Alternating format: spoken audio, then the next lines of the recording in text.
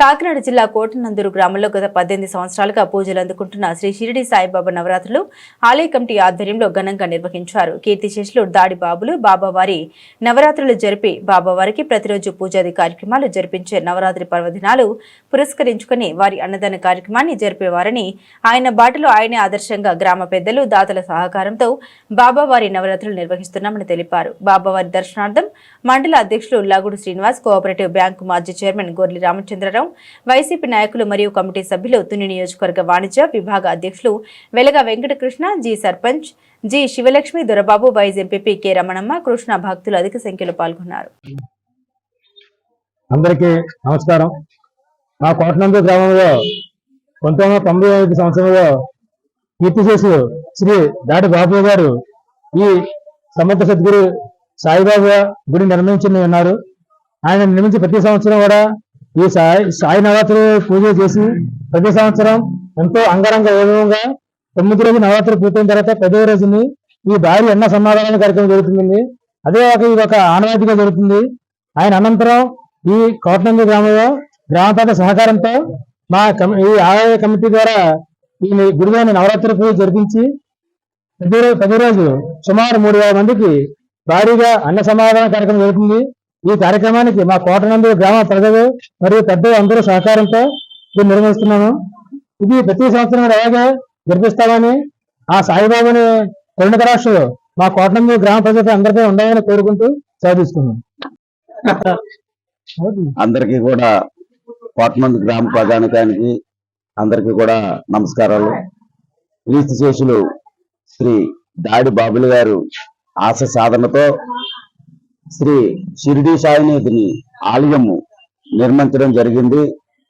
అయినా ఉన్నంతకాలం ఆ సాయినాథుని సేవలు చేసుకుంటూ సాయినాథు నవరాత్రులు నిమిత్తం అయిన ఈ యొక్క సాయినాథునికి అన్న సంతర్పణ కార్యక్రమం పెట్టి ప్రజలందరికీ కూడా ఆ రోజు ఆ సాయినాథుని ప్రసాదాన్ని స్వీకరించమని ప్రతి గ్రామ ప్రజలకి అందరికీ కూడా ఈ ప్రసాదాన్ని ఇవ్వడం ఆయన ఆశించడంతో జరుగుతుంది.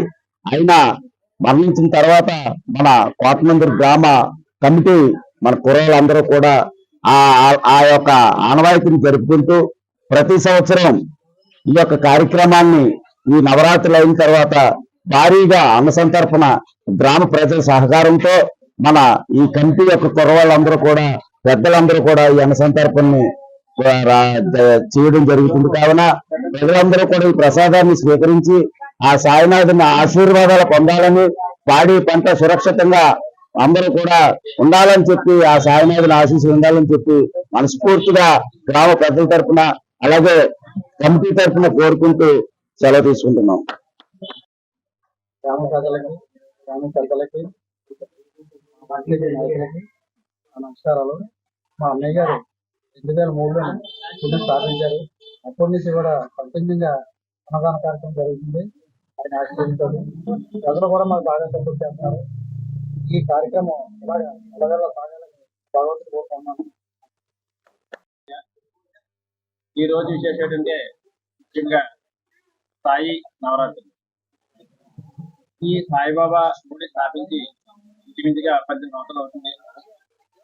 ఈ సాయిబాబా గుడి స్థాపించిన వారు మన కీర్తిశేషుల దాడి బాబులు గారు, సర్పంచ్ గారు. ఆయన ఆశయాల మేరకు కోటనందూరు గ్రామ కమిటీ సాయిబాబా నవరాత్రి జరిపించి ప్రతి సంవత్సరం భారీ అన్న సంతర్పణ చేస్తున్నారు. ఇది ప్రతి సంవత్సరం ఇలాగే జరిగి ముందు కూడా అంత భారీగా జరిగి ఈ నవరాత్రి జరగాలని కోరుకుంటూ మరియు గ్రామ ప్రజలందరూ సాయి సహకారాలతో ఈ అంశాన్ని చేస్తున్నారు. ఈ సాయిబాబా దయ వల్ల గ్రామ ప్రజలందరూ కూడా సంతోషంతో అత్యాశంతో సంతోషంగా కోరుకొని సెలవుస్తున్నాం. ధన్యవాదాలండి.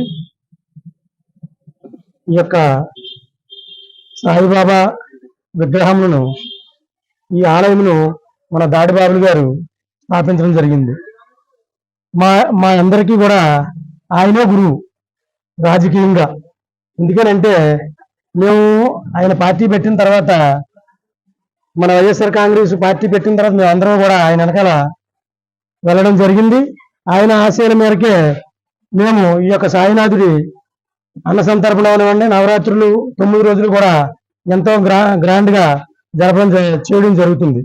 అలాగే ఈ యొక్క కార్యక్రమానికి మన ఉల్లూరు శ్రీని గారు అలాగే ఆయన బృందం ఆ కమిటీ కుర్రాళ్ళందరూ కూడా దీన్ని ఎంతో ప్రోత్సహించి ఎన్ని పనులున్నా సరే కనుక